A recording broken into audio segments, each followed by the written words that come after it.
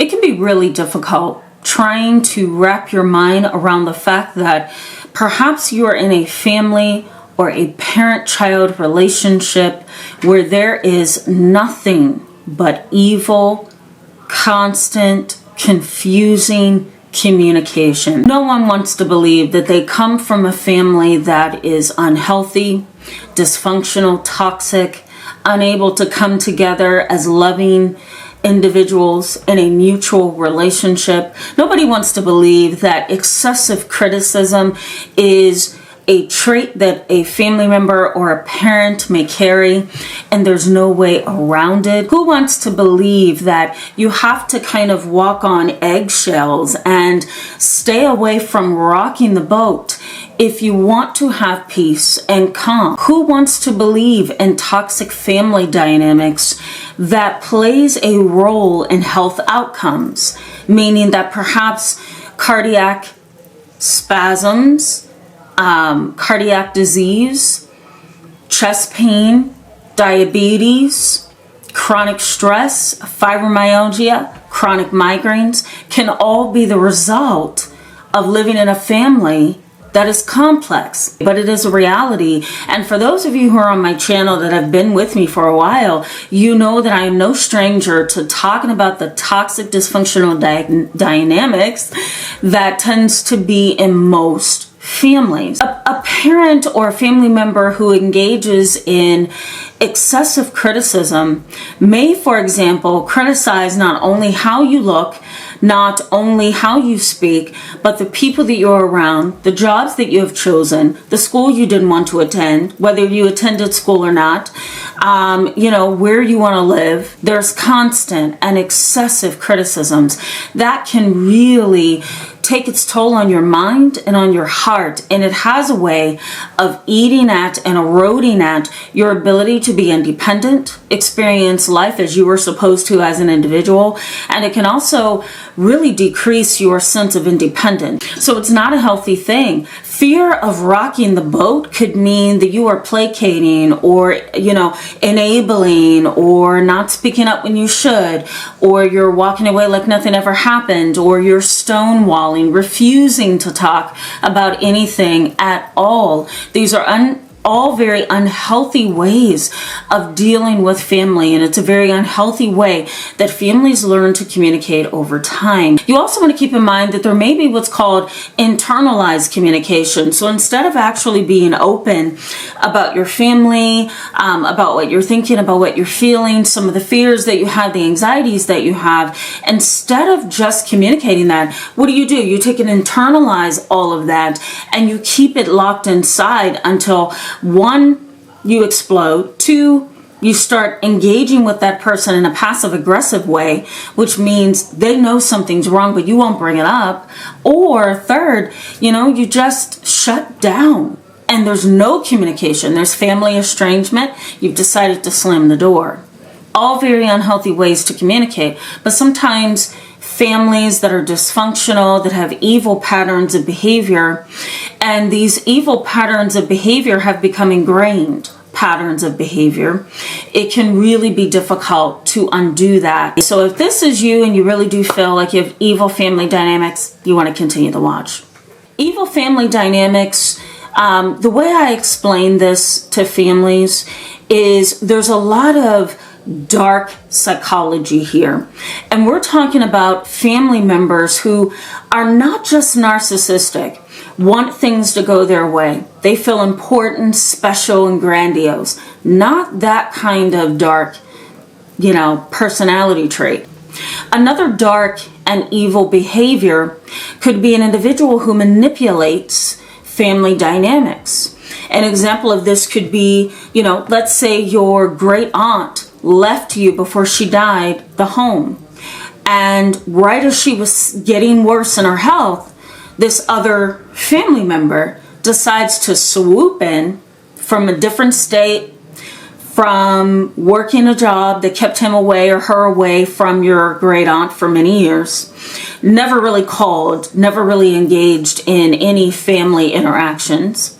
Neither did this particular family member make him or herself available to help while your great aunt was sick. But now that she has passed away, he or she wants the whole estate.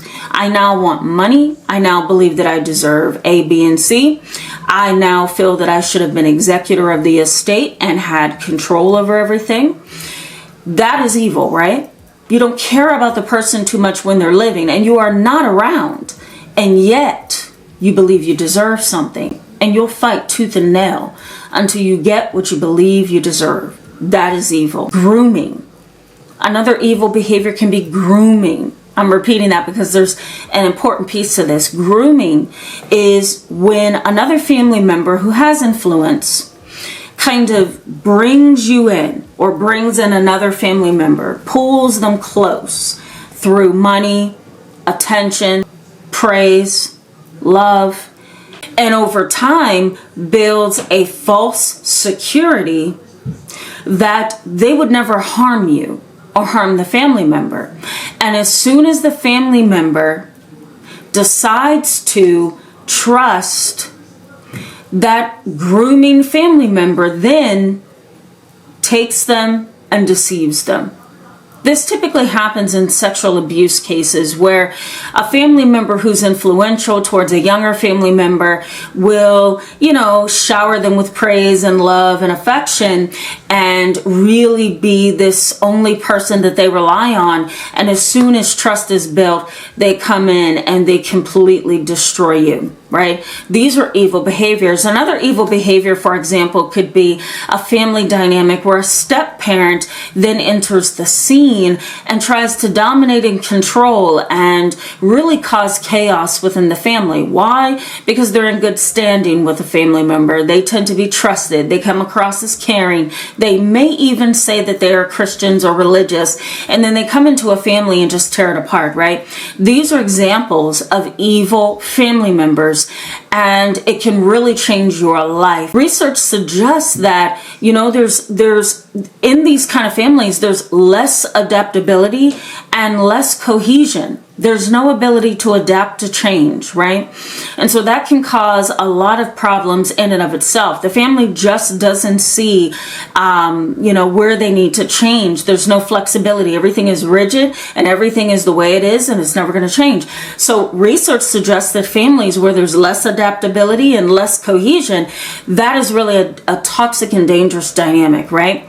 Another dangerous and can be evil dynamic is having a parent with a poorly treated or untreated mental illness where the parent is really struggling with their mental health. They could be schizophrenic, they could be psychotic, right? An individual who has a psychotic disorder typically is detached from reality.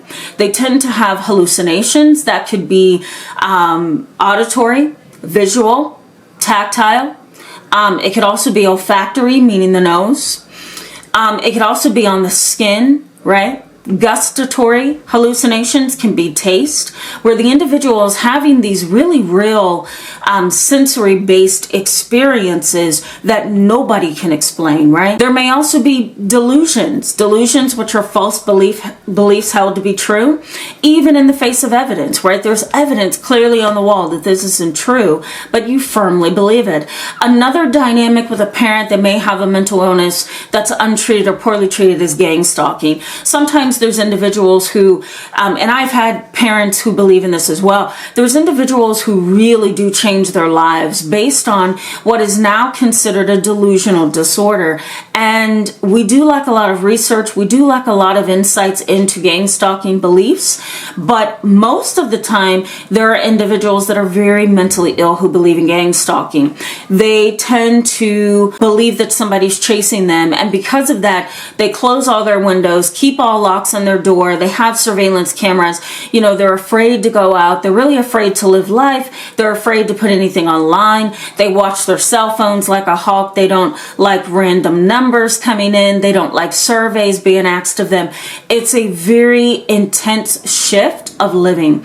And so sometimes the delusion can be of gang stalking, and that really makes it hard for that individual to see that the way that they are living is not healthy. The way that they are living is frightening. The way that they are living is really isolating them. And sometimes a parent with a severe mental illness can start to believe in gang stalking beliefs, and it turns into very, very chaotic ground. It's a very chaotic place for that sufferer, and it's a very chaotic place for family members. Another thing that psychology research highlights is disorganization in living. Daily life becomes complex. Daily life becomes really difficult. It's hard for these individuals within this toxic, dysfunctional dynamic to really find some consistency in daily life, right?